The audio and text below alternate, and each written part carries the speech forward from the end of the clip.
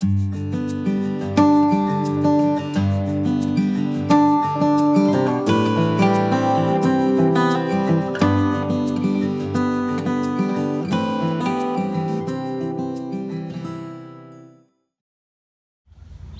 I'm Jinny Beyer. This is the fourth lesson in our series, Working with Border Print Fabrics. This time we're working with diamonds, and the lesson is in two parts. This first part shows you what to do with all the little leftover bits and pieces of border print fabrics that you might otherwise have just thrown away. And from those leftover scraps, you can make a truly stunning quilt. This is lesson 4 in my series of working with border print fabrics. One of the previous lessons we worked with hexagons, breaking it down into equilateral triangles and cutting border prints to create a medallion effect. 3 60-degree diamonds can also form a hexagon, and that's what we're going to be doing today.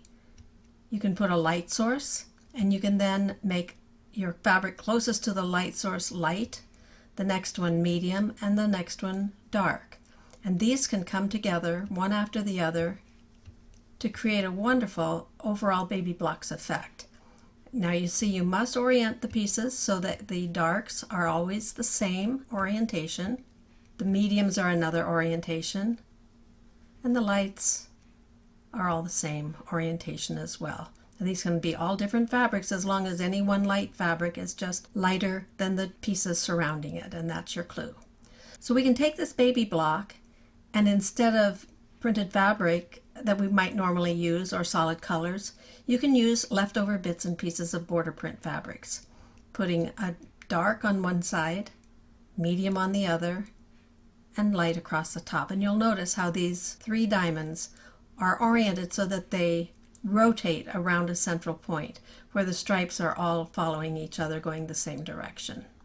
Now, to cut these out, you have to make sure that all your diamonds are oriented the same on the stripe, with the stripe within the diamond going always the same direction. You can make your diamond out of a template plastic. You could purchase one of our 2 sizes of these diamond templates that you could use with rotary cutting.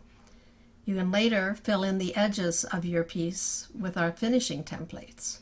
But what I want to emphasize here is that these diamonds, no matter what you use to cut them, must all be oriented the same. If you turn it and orient it the opposite direction, then you won't get that spinning effect that I showed you a minute ago. Now what happens is if you miscut one of those and have them go the other direction, you'll see you have this issue of the dark and the medium, instead of spinning around each other, sort of go in opposite directions to each other. And if they're all oriented the same, this is the effect you get.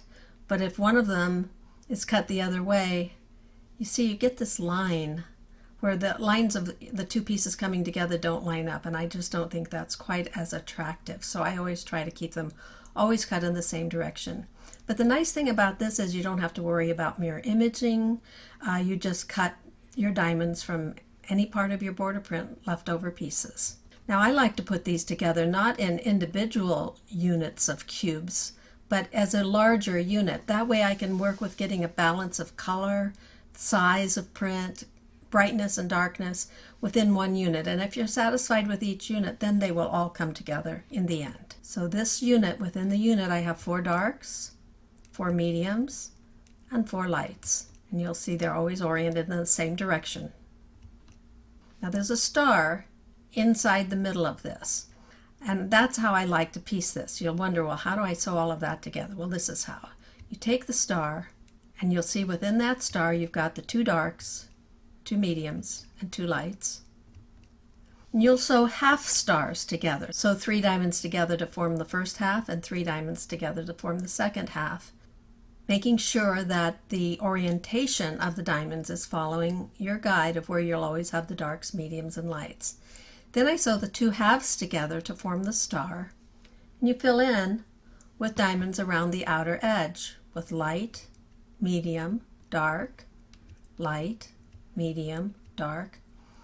And when I sew those together, notice the gold arrow, I go from one edge of the block down to the pivot point, up the next side, don't break the thread, pick up the next piece and go down and over, and I continue in one line sewing without breaking my thread and having all those knots and so forth.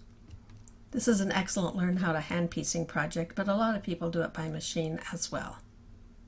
Now those units come together, and then you'll just make a bunch of units. Try to make them differently. Try not to have the same fabric within one unit, and stack them all together as you make them, and when you get enough of them, start putting them together.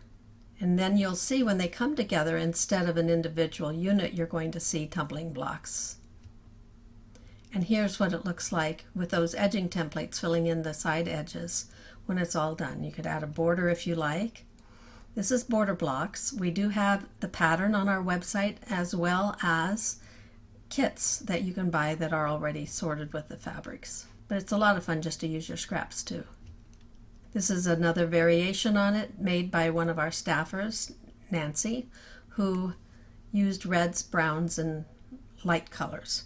So I hope you enjoy this idea of a way to use up your scraps, and of course you'll always be wanting to buy more because you'll think you don't have quite enough scraps or color or whatever, but enjoy. The next lesson will be also on diamonds, but just a little bit different take on them.